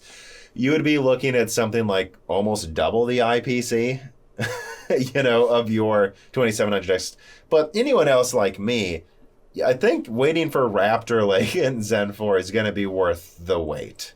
Yeah. This is going to be a huge boost in performance over previous gens, and it's going to not be able to be priced completely stupidly. Yeah.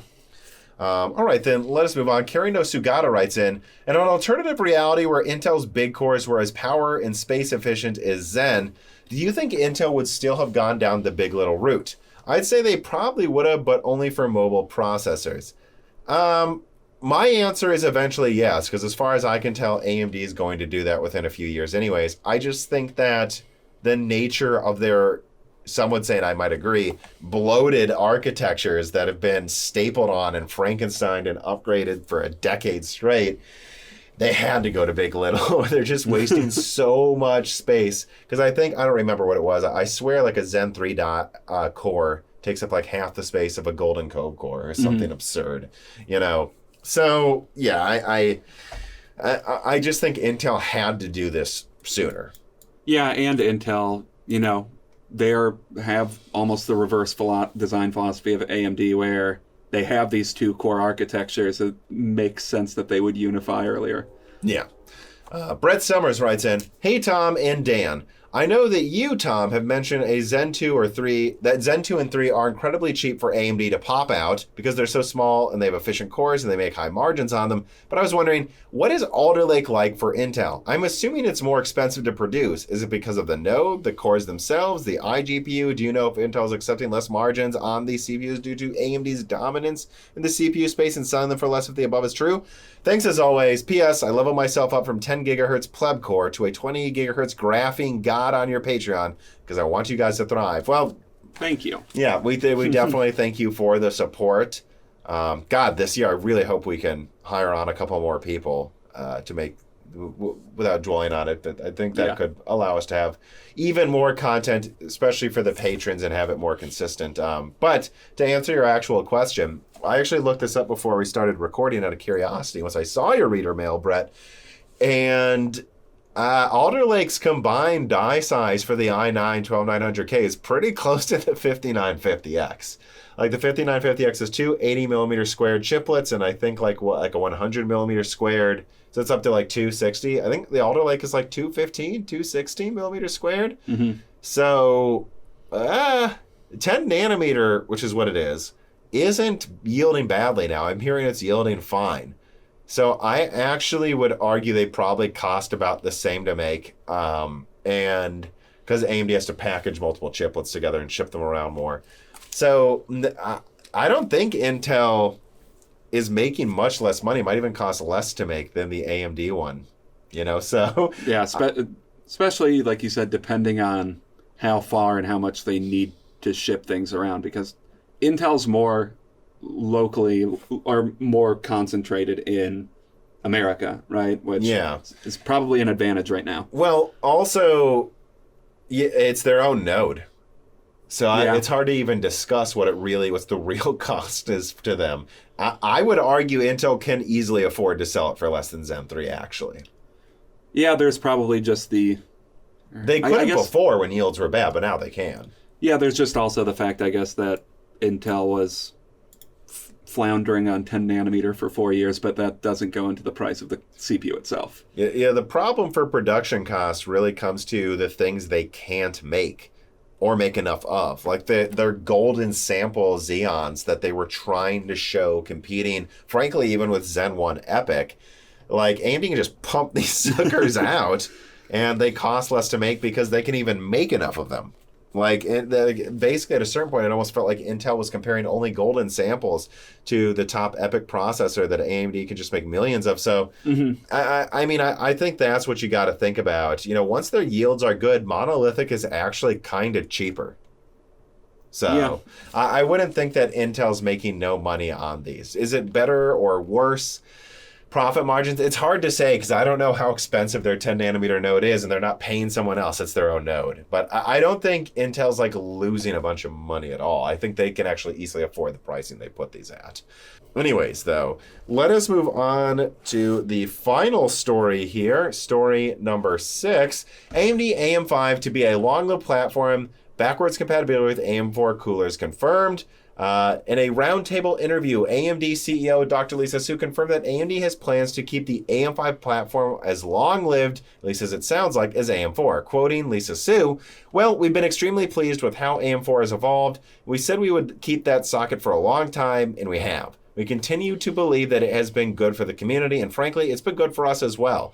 As we bring things along, it is time to do a socket transition for the new Ion, the new technology, but I think strategy-wise, it should be similar. I don't have an exact number of years, but I would say that you should expect that AM5 will be a long-lived platform as AM4 has been.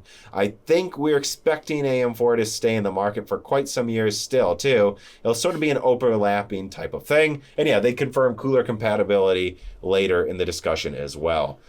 So I'm not sure what to say about in terms of if I place bets on if it lasts longer or not, but I would say for sure Zen 4, for sure Zen 5, probably Zen 6. Now, does it last from 2017 to 2022 with a new product launch, the 5800 X3D?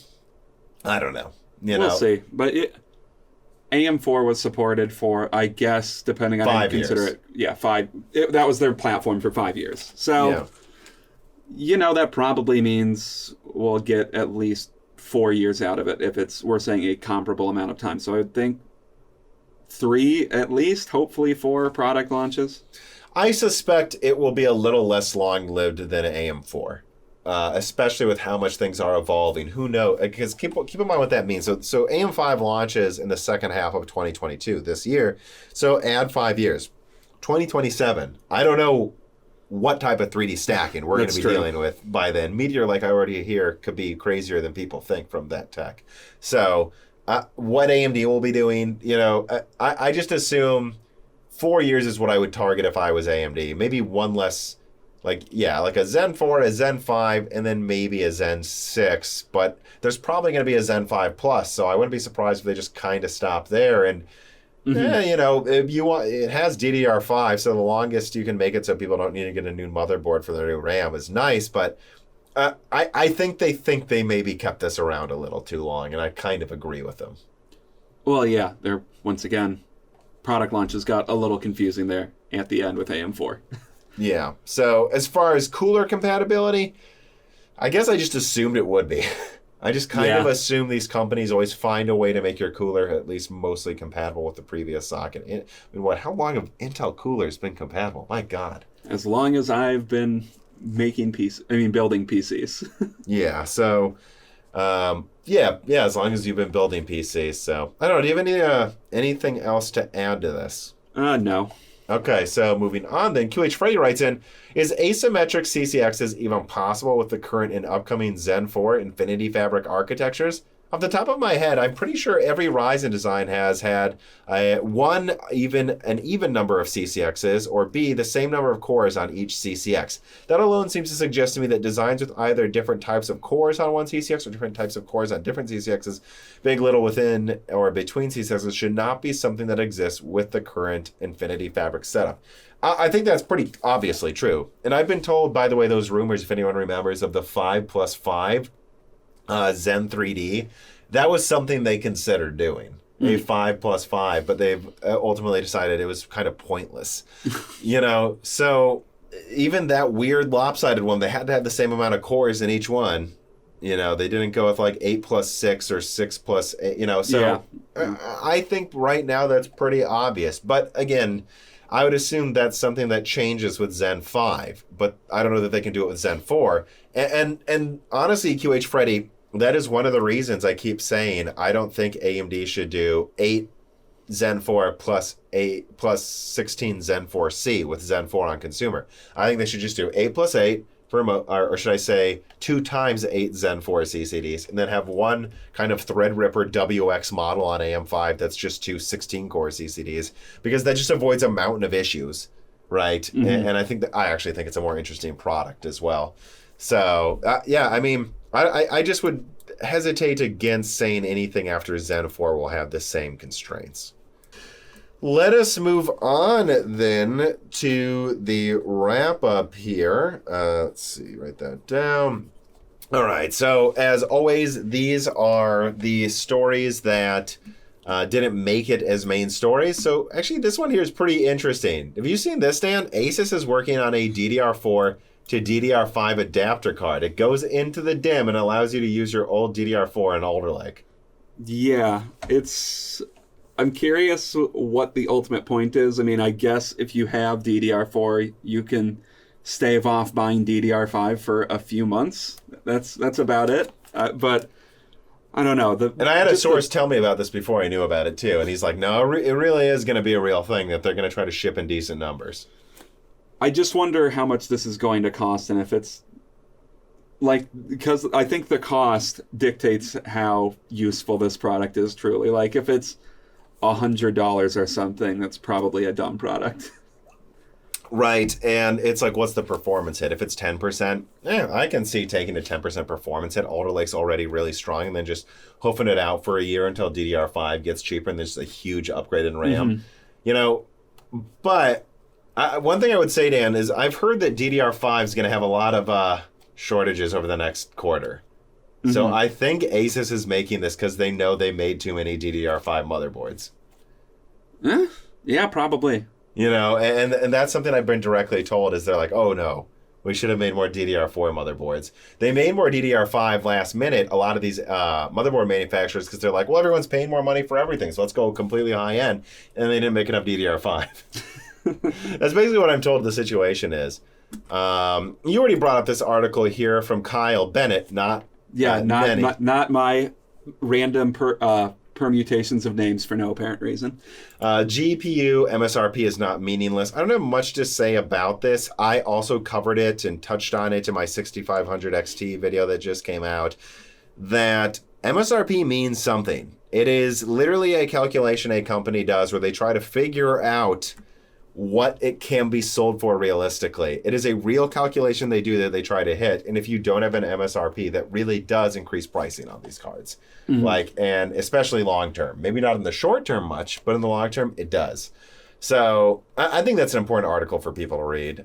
Moving forward, all right, so Sony was going to end PS4 production apparently in 2021, but now they're producing a few more. Tick Diggler writes in on this. He goes, it's been a difficult few years, and despite hardships, I just feel like we have to move forward because we can't go back to where we were. I can't go back. You can't go back. Why is Sony trying to go back by making more PS4s longer than usual? They're extending the PS4 to compensate for a shortage, but who would want to buy a base PS4 over a Series S? Well, a lot of people, actually, it turns out. I wouldn't, but a lot of people would. How did we get to the point where Microsoft kills off the Xbox One before Mr. We Believe in Generations does? I love your insight because this is so fucking baffling to me that I have to assume there's something I'm not understanding. Well, I think there are. Thanks for writing in, particular. Two things. If you actually read the article, they're making like a million. Right? And they usually sell like 20 million, 10 to 20 million consoles a year. So an extra million isn't ultimately much. And any games being targeted for the PS5 are still being targeted for the PS5. Like, an extra million isn't going to make a difference to that. Furthermore, why would Xbox One be killed off first? Because it's sold like shit. They can't sell them. They couldn't sell the Xbox One X at the same price as a PS4 Pro. That's why. Because Xbox has great backwards compatibility, and it's a major feature. They don't need the Xbox One anymore. Yeah, I mean, and the PS5 has its backwards compatibility is at least to the PS4 is good. Pretty good, yeah. But I think they just calculate that there's an extra small amount of demand that the PS4 can satiate. It is an exceedingly small number of people I feel like that this matters for, because the PS5 does kind of make the PS4 completely irrelevant. Unless the PS4 was $150, yeah. Yeah. Because I don't know why you would get a PS4 Slim when the PS5 discless is, unless you need the display, I guess that's then $500, but still it's like, dude, we're talking about something like 8 to 10 times stronger, or depending on what metric you look at, than a PS4. Well, yeah, than a PS4. Let me think, at least, yeah. And, I know it costs more, but double the cost is worth that difference, I feel. Yeah. But another thing I would add to this story is, consider this probably isn't for the U.S. This is probably for like Middle Eastern countries, India. That's true. I mean, the PS2 sold in certain countries like through the PS3 generation. Yeah, almost to the PS4. I think to the end of the PS3 generation, they're still selling PS2s in South America and the Middle East. Like, I think the last FIFA release wasn't the last FIFA release on PS2 after the PS4 came out? I think so. That sounds right. So, or around there. So, yeah. And another reason Sony would do this too is, and this is suggested by Bloomberg, which we have our problems with Bloomberg sometimes, but I think it makes sense that this is to make some of their suppliers happy. Like, I think they've been using the same bleep when you turn on the console for like 3 generations. What happens if there's a snag shipping dies from TSMC, but then they can make more, or like some component, like the SSD. Let's say the SSD for the PS5 is delayed in a shipment, but you have all these bleepers, if you will, and you have all these USB, all these different things that actually are maybe shared, and they're like, well, we don't want to waste this. We need to satiate demand. So let's just make an extra 1 million PS4s for the components that are shared between these consoles. Mm-hmm. And it's to make some of those suppliers happy. But again, I think the big takeaway is it's just 1 million. It's probably not for the US and Europe. This won't affect games targeting the PS5 only. It's not ultimately a very big story to me. No. And I think the Xbox One being discontinued first, Xbox has better backwards compatibility than PlayStation, and it's selling worse. The Xbox One, I should say, specifically is what I mean. So, yeah, cancel it first. Anyways, moving on to another thing in the wrap-up here. Intel is building a small city in Ohio, Dan. Now, I think you read up on this. What's Intel doing? Well, I don't think it's a massive story unless you're considering going to school, because so there's a small town near, it actually might be a suburb of Columbus that they're looking to target a $120 billion fab near, and they're looking to build it to target college students, I believe, or recent college graduates. So, I don't know if you're considering going to computer school for computer hardware engineering, going to school near an Intel fab might be useful. Right, and there's a lot of those people that they probably feel is an untapped market in Ohio that's cheaper to pay them because it's cheaper to live there, and Ohio's a hub. It's really easy to ship things in and out of there.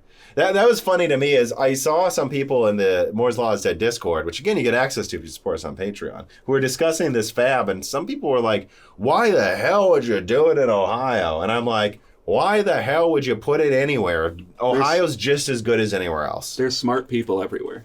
Right, and there's, as much as you see people talking about people moving to cities like, I don't know, Austin or Nashville, I guess those are really just 2 different tiers of booming cities, actually. Like Austin, I've heard, is as expensive as LA now. So you have a lot of people moving in there, but you also have a lot of people there going, I wanted to live in a cheaper to live in city.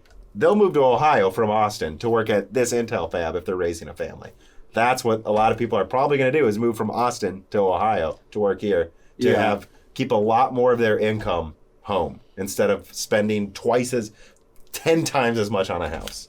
Yeah, and it's like, I know there's these assumptions that the well-known hubs are the most important thing always, but there are these smaller hubs that, unless you're in the industry, like, you don't really hear. Mm-hmm. Like, like for me, like the biomedical industry in research, everything is generally speaking considered to be focused in like the Northeast or California. Mm-hmm. But Ohio is really, really important for actually one type of thing that they excel at, like them, and I think a university in India excel at like making research antibodies. Yeah.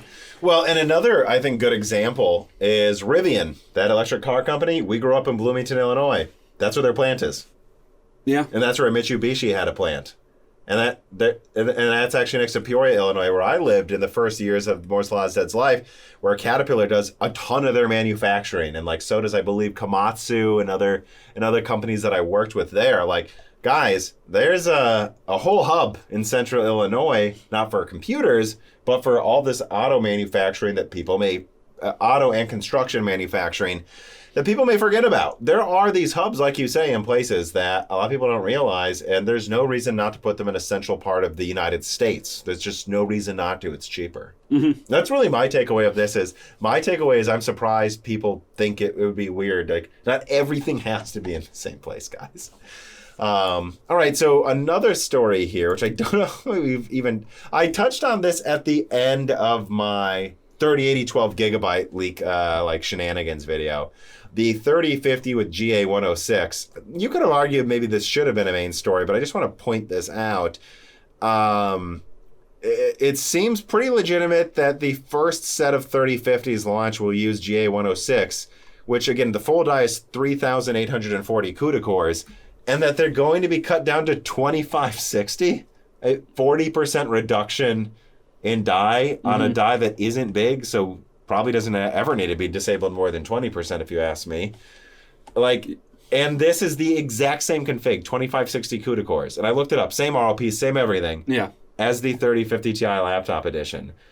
And I think there's a bit of a disconnect here, because I think some people are like, oh, this is because they needed the bigger die, or no, this is like, if they needed the bigger die, they would give it 3,000 CUDA cores, or maybe 3,300 and 6 gigabytes of RAM, and then it would smoke the 6500 XT by like 50%, which is what I wish they would have done, to be honest. This is them, I think, not having GA107 dies. This is the smaller one I mentioned that's been used in laptops right now, ready for coolers, for use as a desktop card. Mm-hmm. And so I think they're literally cutting down 3060s so they can pretend they're launching something next to, which is, if you think about it, not good. I would rather they just sell you the 3060 at a reasonable price than, well, who knows? They're probably still going to sell it for $400, you know, so. Their competitors are the most important thing to them, and they're countering their segmentation is, I guess, all that matters. But yeah, you have to imagine this is just throwing money away, kind of, but again, we talked about it earlier in this episode. I think I agree with what someone said in the Discord. It's obvious NVIDIA's doesn't care about their segmentation, doesn't care if it's not the most optimized die for making money. They just want to make AMD look bad at every launch. Mm-hmm. And, all right, just anyone who, you know, just keep in mind when you buy that 3050 near launch, if you get one, it could have been a 3060 for about the same price. But NVIDIA would rather be an asshole to AMD. Another thing here in the wrap-up, AMD's upcoming X670 chipset could just be dual B650 chipsets. So I actually did reach out to a couple of sources on this one, and I couldn't get basically any verification on that. But it is interesting, right? Already you're seeing almost no ITX of the top motherboard, and if what this means is B650 is about as much I/O as X570, right? But it has PCIe 5.0 and DDR5, but then they double it, and you have not Threadripper I/O, but way more than it would have otherwise. I think that's a smart system. And I know that I just can't verify this source. And a couple of my sources say I wouldn't double down on it. I just thought this was worth bringing up because it's interesting. Yeah, it's worth mentioning. And it is in AMD's MO because they literally use the same I/O die for X570 that they use in Zen 3 and Zen 2. So they have a history of like trying to make one thing used for everything.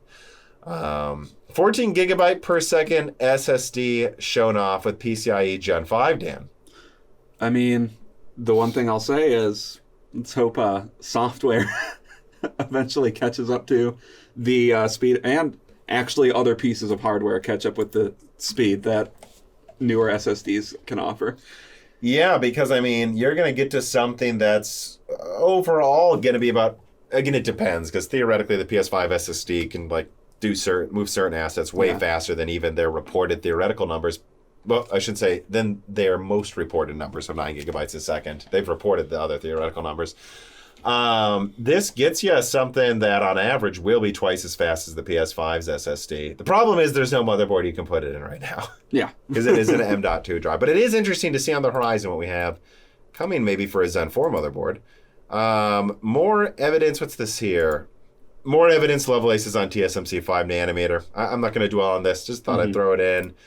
We have a demonstration on a podcast for the i9-12900HK, the current top laptop CPU from Intel. And yeah, it smokes AMD's 5900HX. And I think it's like, great. Well, they're about to launch Rembrandt. So what I would say, though, is even if you add 30% performance to this 5900HX, which I think they have a 5980HX, there might be something a little better than this we could compare it to, but still, can't be more than 5% better. I think you just see it, you know. Intel may use more energy in the top-end laptops, but they have the crown back in laptop. Yeah, pretty undeniably they do. They will. You know, if I add 50% to this, I think it will be close in a lot of benchmarks, actually, but I think overall Intel's just got it. Let me see. I'm going to skip this one here. Probably not worth. Xbox One discontinued. We already covered that. RTX 3058 gigabyte already selling out in Japan for $400. Yep, not going to cover that. Already mentioned it. So yeah, let us get to the final reader mails.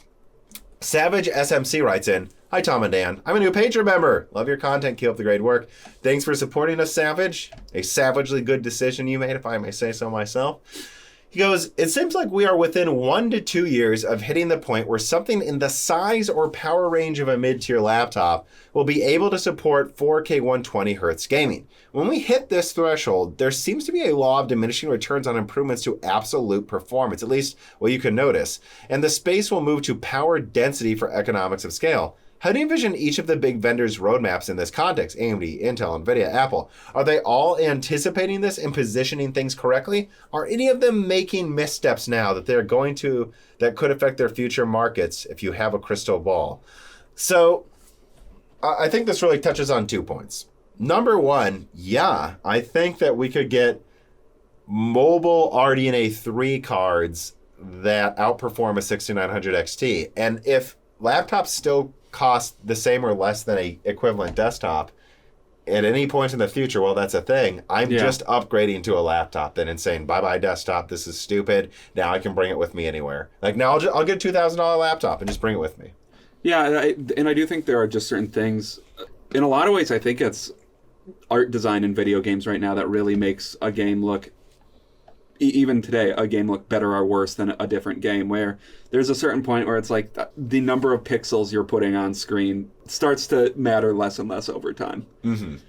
And I think, I don't know what the companies are going to do about that. I think there is going to be a point where people just stop caring. Mm-hmm. To some extent. I don't think we're there. You already see a lot of people say that they don't need more than 1080p. Not most people. But I think you have a third to half of the people say they don't care about 1440p. Once 4K is the standard, is what I think you're getting at.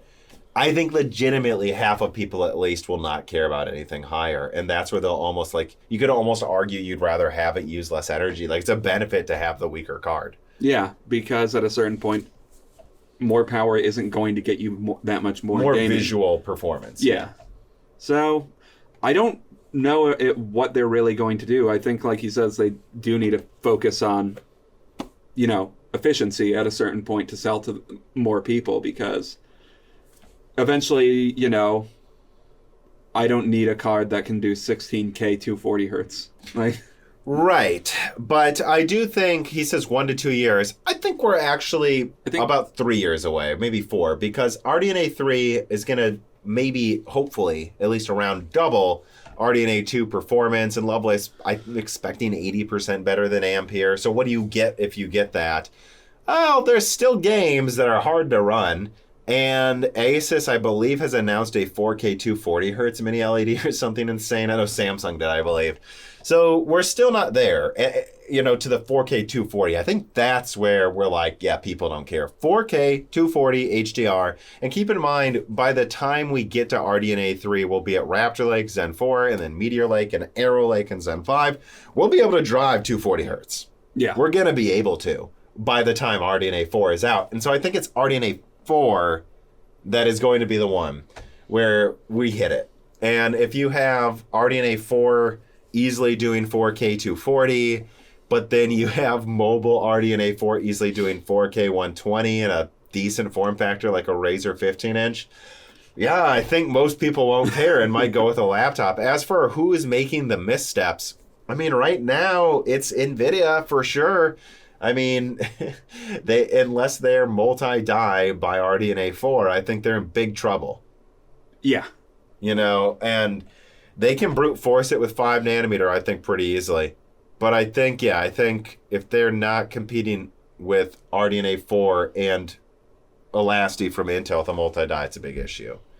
Okay, Desist writes in, "Hi, Tom and Dan. With AMD's Xilinx acquisition on the cusp of regulatory approval, do you have any information or suspicions regarding AMD's plans for Xilinx aside from their IP team?" I feel like this is something we get every other episode. Someone asks us about Xilinx. Besides their IP team, it's their TSMC hard design team. Mm-hmm. It's their team that is supposedly world-class about quickly and efficiently translating architectures to TSMC's nodes.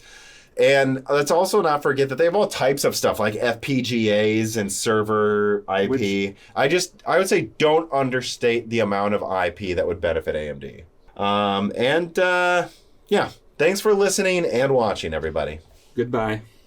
This podcast was brought to you by the YouTube channel and website Moore's Law is Dead. Moore's Law is Dead and Broken Silicon are trademarks of their creator, Tom. That guy is me, and I am indeed the creator, editor, writer, and showrunner of Moore's Law is Dead podcasts, videos, articles, and other media. However, I don't do this alone. Moore's Law is Dead is a team with Broken Silicon co-hosted by my brother, Dan, audio editing by Gerard Cortez, and special assistance by Carbon Cry. Find all of our information, including the information of sponsors you can support, at www.mooreslawsdead.com. If you would like to send fan mail or hardware to us, please mail parcels to Moore's Law is Dead at P.O. Box 60632 in Nashville, Tennessee, zip code 37206.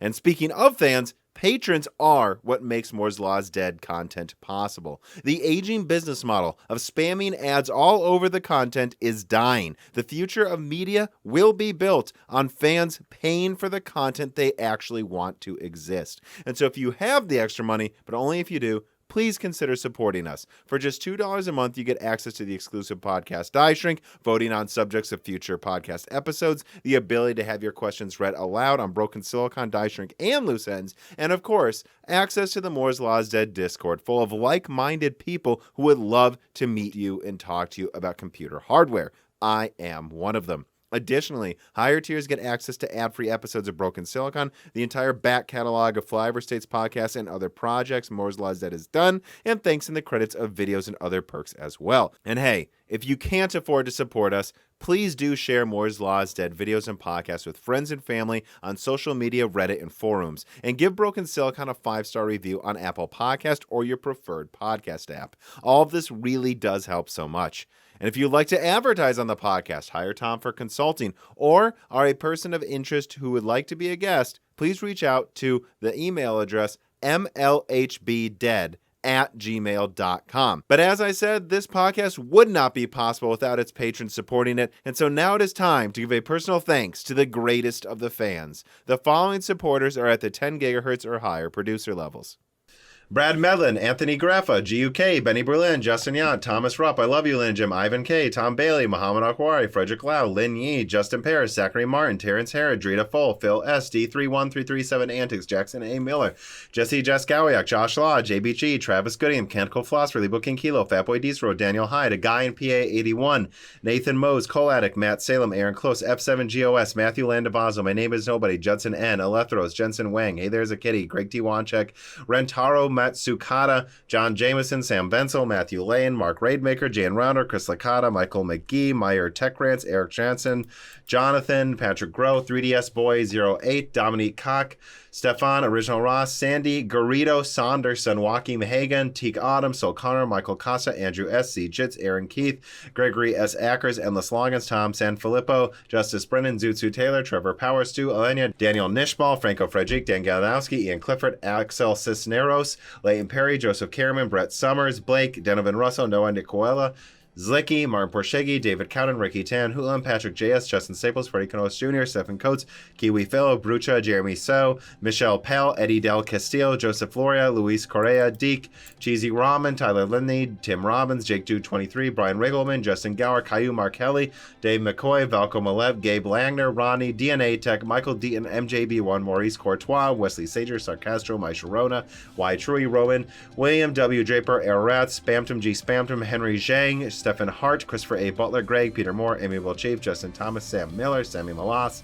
James Anderson, Shakir, Nick Raykin, Holden Mobley, Matthew Lazier, RP Sharma, Meat and Pork, Jimmy NG, Mads, Matthew Lazier, Benjamin Oshley, Mark Mitchell, Shield TV, Couteau, Aaron John Wisink, Mohammed, John DeBont, Pulse Media, Sean Ashmont, Daniel Dewar, Stephen Chang, Georgie Kos Daninov, PC Beast 22, Reginald Ari Narithiel, Ivan, Charles Russell, Hal Buma, Akarsh Aditya, The Grid, Andrew S. Christridge, and thank you to Sahara for the music.